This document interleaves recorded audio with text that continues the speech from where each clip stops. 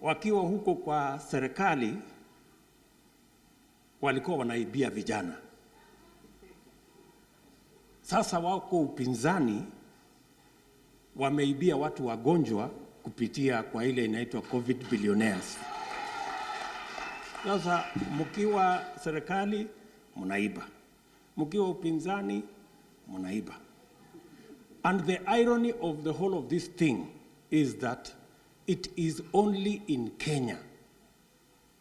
It is only in Kenya where the opposition pretends to run the government.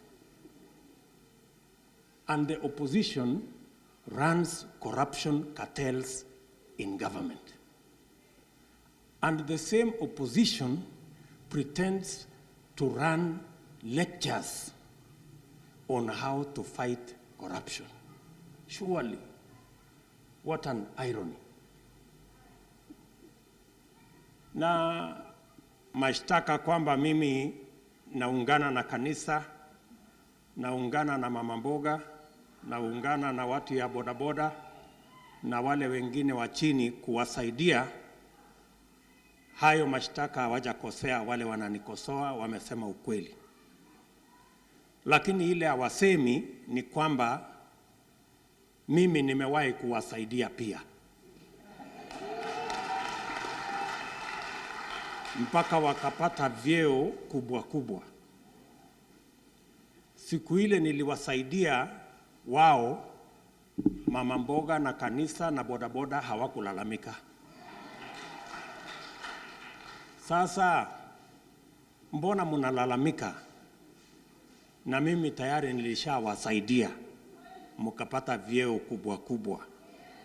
Mbona mnalalamika tukisaidia kanisa na bodaboda na mama mboga? Surely you need to be fair.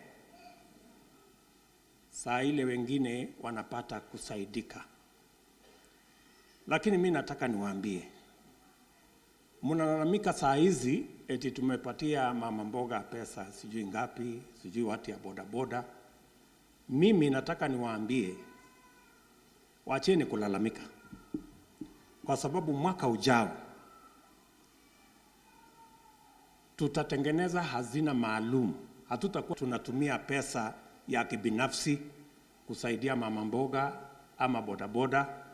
Tutaweka pesa ya serikali shilingi bilioni 30 katika kazi hiyo, kusaidia watu wa chini katika ile program ya bottom up. Sasa sijui siku hiyo mtafanya nini. Kama mnalalamika saa hii na pesa kidogo hii mama mboga anapata na huyu bodaboda anapata, siku ile tukiweka bilioni 30 ya serikali kusaidia hawa watu, mutadu? Sisi kama kanisa, ningependa kuwasihi kanisa tusikae mbali safari hii na siasa ya Kenya. Proverbs 29:2 says, when the righteous are in authority, the people rejoice. It is time for Nairobi to rejoice, and it is time for Kenya to rejoice. It makes me very happy that I can stand and preach, that I can stand and campaign with my deputy president because he's a Christian like me. That we don't have to go somewhere and sit around and wait kwanza amalize hangover ndio akuje kanisa. Hapana, huyu wetu hananga hangover. Huyu wetu hananga hangovers. Bwana Yesu asifiwe. Huyu wetu hananga hangovers. Bless the name of the Lord. And we thank God for his life. We thank God for his family. We thank God that we can talk the Bible, we can talk the scriptures as we serve God and as we serve Kenyans. Kuna watu wengi watakuja na mengi hapo baadaye. Lakini hata wakikuja, tafadhali na waomba, kumbukeni jambo la kwanza ni ufalme wa mbinguni. Jambo la pili, utawala wa taifa letu. Na tukiangalia ufalme, tutaangalia ni nani tunachagua. Tukichagua watu ambao wako katika ufalme wa mbinguni na kuhakikisha Kenya itaenda sawa sawa.